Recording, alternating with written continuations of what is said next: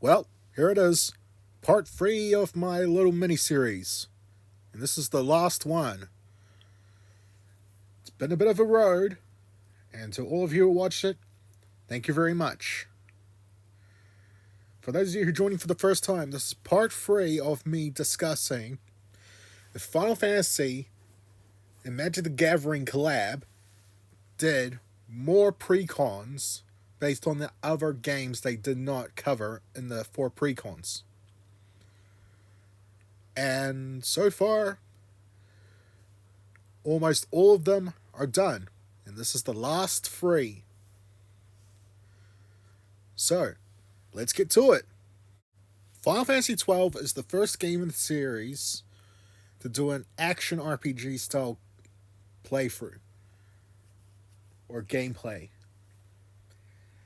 And when you dissect the story, specifically, if you can try to make it into magic cards or whatever, and if you look around the story and everything, you find that this game is a complete hodgepodge. I mean, it's a whole bunch of stuff mashed up together. You got airships, you got freaking, you get so many different items and weapons that are specific for that game. Then there's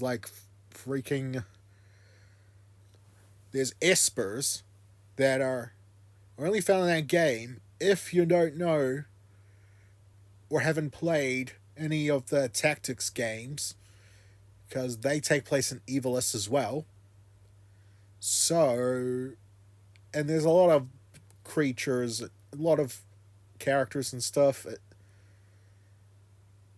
And plus, it's criminal they did not make a Bosch von Ronsenberg of Dalmasca card, in my opinion. I mean, come on. And because of that hodgepodge, I believe Historics. It's a historic deck. If you don't know what a historic is, it's anything that's a saga, artifact, or legendary. I think it's legendary creatures specifically, but I could be wrong with that. I barely use historic cards much, or cards that specify the ruling on it. Either way, I think that's fair. With all the mashup stuff I've seen in 12, with everything else, that is probably the most closest fair assessment I can with 12. Final Fantasy 16. This is an easy one. Oh my god. They nailed it with the 16 cards they bring out. The double-faced transforming commanders or legendary creatures you make. It works. I only have a couple of complaints. And I literally mean like a couple. There's only 2 of them. One, they didn't make a dedicated card for all of the icons and dominance. They are all featured in the game, but they're not completely have their own independent card. Barnabas, Benedicta, and Kupka are alternate art cards of previously released cards, and they don't have their own independent released card. The second complaint is, while I get Clive is mono red, I can see that. However, they didn't make another Clive, which, if they did this precon idea, they can make him the commander that is multicolored. Because in the games, Clive is able to take powers from the other dominants and draw on the powers of that icon. So, what if we did a 5-color Clive deck which focuses on the icons, turning over into the saga side, but we can also have the deck focus on transformation cards like Moon Mist and whatnot. A whole heap of cards that flip over to another card for utility and different mechanics. I think that would be a very interesting idea. And honestly, that would be a perfect fit for the Final Fantasy 16. So yeah, like I said, easy to think of this one. And now for another hard one. Final Fantasy 4.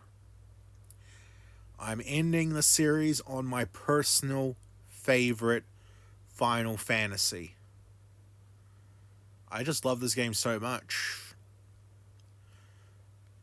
And they haven't tapped into even half of what comes out of this game, which is disappointing in a sense. So, I spent the longest time trying to think what deck and what archetype would be perfect for this game.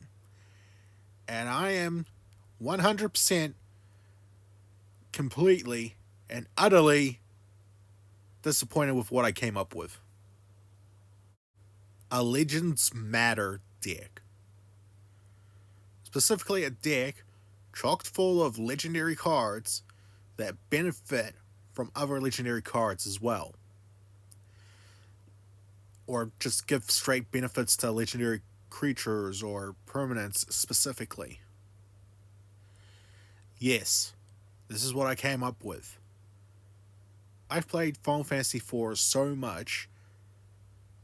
Unfortunately, I could not think of a specific Magic the Gathering archetype I can put with this game other than Legends Matter. It has so many party members, almost as much as Final Fantasy VI, which is saying a lot. It doesn't have as much, but it's close to that amount. Like 12, maybe 14 party members, give or take. I can't remember the exact number off the top of my head, but there's quite a few. And there's also a lot of the bosses are unique to that game in particular. For example, the 4 elemental lords. And then there's Golbears, you got Zeromus, you have the Giant of Babel. There's so many creatures there. It has legendary creature potential out the wazoo, but nothing else too much in particular for anything else. This is literally the only thing I could think of for this game. And literally the only kind of Magic the Gathering precon I can think for this game that utilizes everything you can in the game itself. It's literally just Legends Matter. That's all I can think of. So yeah, that's that. And that's it. That's the last of them. The only games I haven't made a deck for are the 4 that I had trouble with in the beginning of the first video. But other than that, that's all of them. If you made it this far, thank you for watching. I'd appreciate your viewing this. If you have any ideas that could help me out with the others or whatever, don't be afraid to share your thoughts. Other than that, that's that. Yeah. So, that's it. I hope you enjoyed this.